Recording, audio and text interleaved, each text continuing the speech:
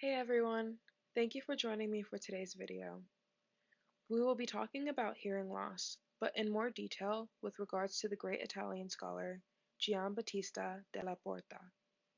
So, to begin, we will touch base with the general topic of hearing loss.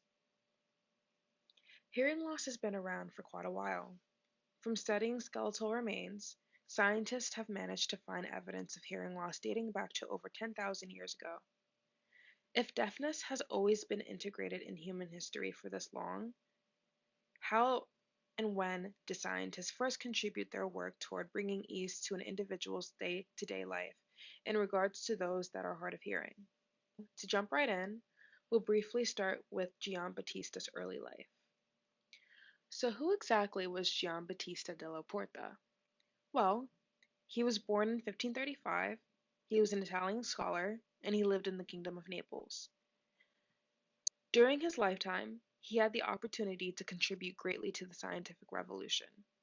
This was a time period of rapid and drastic changes where modern science began to emerge. Among the great scientists such as Galileo, Copernicus, and Kepler, Della Porta's ideas and discoveries were found. He explored several fields that included astrology, alchemy, mathematics, and natural philosophy. Before we dive into Della Porta's commentary on the wooden hearing aid, we're going to do a quick mini crash course on how hearing works. So here I pulled up a figure of the ear and its several components. Auditory perception is detected through an array of vibrations and pressures captured by the ear canal.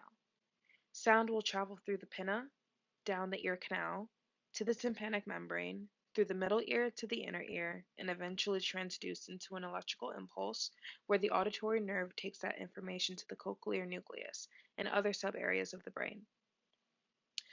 Something to note is the anatomical changes along that route. Note especially towards the cochlear region of the ear and the way it narrows out from the base to the apex. So moving on, we're going to talk about his book, Natural Magic. Della Porta published his book in 1558 in Naples, Italy.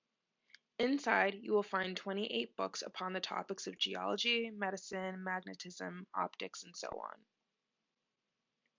He vaguely describes the wooden hearing aid, carved to look like ears belonging to animals with superior hearing. Although his description is inconclusive, it's actually one of the first written published references of sound amplification dating back to the year 1558. His description, ambiguous, yet still relevant to other renditions of the hearing aid because of the general main purpose, to improve one's hearing as if one has superb hearing capabilities. Now, remember when I said to look back to the anatomical changes throughout the ear and how it tends to narrow out? Well, this still applies to the overall shape of the hearing aid. It's wide at one end and narrow at the other, which basically allows sound waves to be collected and funneled toward the ear. This technique will provide for a better and more detectable sound. So later on, we will see other adaptations of this device. For example, the crude hearing technologies created in the 1600s by Paolo and Alexander Graham Bell, who basically created the first telephone.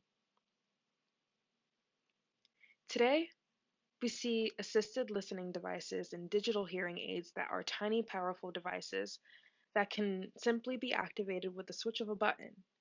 Advances like this is why we are grateful for the contributions of scientists throughout all different eras of life. The great thing about Della Porta's book is how often scientists today reference their discoveries.